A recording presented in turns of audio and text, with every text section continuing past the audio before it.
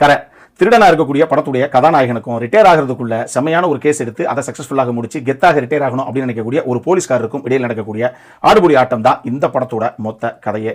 போர் தொழில் படத்தை இயக்குன விக்னேஷ் ராஜாவுடைய அடுத்த படம் இது. இந்த படத்தை பொறுத்தளவுக்கு ராபின்ஹுட் டைப்ல ஒரு ஸ்டோரி எடுத்து அதுல ஒரு பக்கம் எமோஷன்ஸ், இன்னொரு பக்கம் ஒரு நல்ல சோஷியல் மெசேஜையும் கலந்து இதை பிரசன்ட் பண்ணணும் அப்படின்னு அவர் ட்ரை பண்ணியிருக்காப்ல. நம்ம போர் தொழில் படத்துல அந்த level crossing railway gate sequence ஆடியன்ஸை எந்த அளவுக்கு சீட் எட்ஜில் உட்கார வச்சது அப்படிங்கிறது நமக்கு தெரியும். அந்த மாதிரி 1க்கு 2 சீக்வன்ஸ் இந்த படத்துக்குள்ள இருக்கு. நிச்சயமாக ஒரு சீட் எட்ஜ் மூமெண்ட்ஸ் தான் அது எல்லாமே. தனுஷ் அந்த எடுத்த கதாபாத்திரத்துக்கு அந்த அளவுக்கு ஃபிட்டின் ஆயிருக்காரு. அட்டகாசமான ஒரு பெர்ஃபார்மன்ஸ் கொடுத்திருக்காரு. அதுவும் ரொம்ப எமோஷனலா பிளாஸ்ட் ஆகி அந்த மாதிரி அழுகக்கூடிய ஒரு சில காட்சிமைகள் இருக்குது. செம்மையாக பண்ணியிருக்காரு.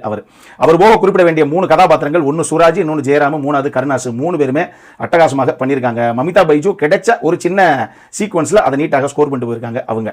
மற்றபடி விஷுவலி ஸ்டன்னிங்காக தேனி ஈஸ்வருடைய சினிமாட்டோகிராஃபி இருக்குது.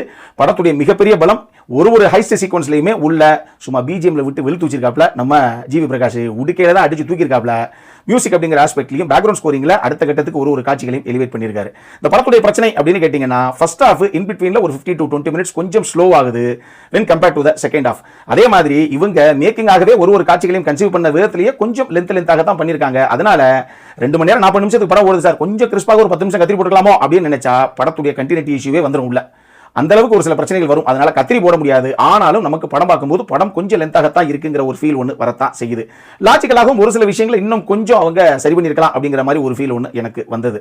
மொத்தமாக இந்த கரை நம்மளை பொறுத்தளவுக்கு ஒரு டீசென்டான வாட்ச் பார்க்கணும்னா ஒரு தடவை போய் பார்க்கலாம். அடல்கானட பொறுத்தளவுக்கு இந்த படம் UA 16+ பட் இதுவும் செக்ஷுவல் ஆகலாம் எதுவும் கிடையாது. இது ஃபேமிலியோட பார்க்கக்கூடிய ஒரு படம் தான். இந்த படம் இன்னைக்கு தியேட்டர்ஸ்ல வெளியாயிருக்கு. அப்புறம் நான் பார்க்கணும் அப்படிங்கிறவங்க பாருங்க.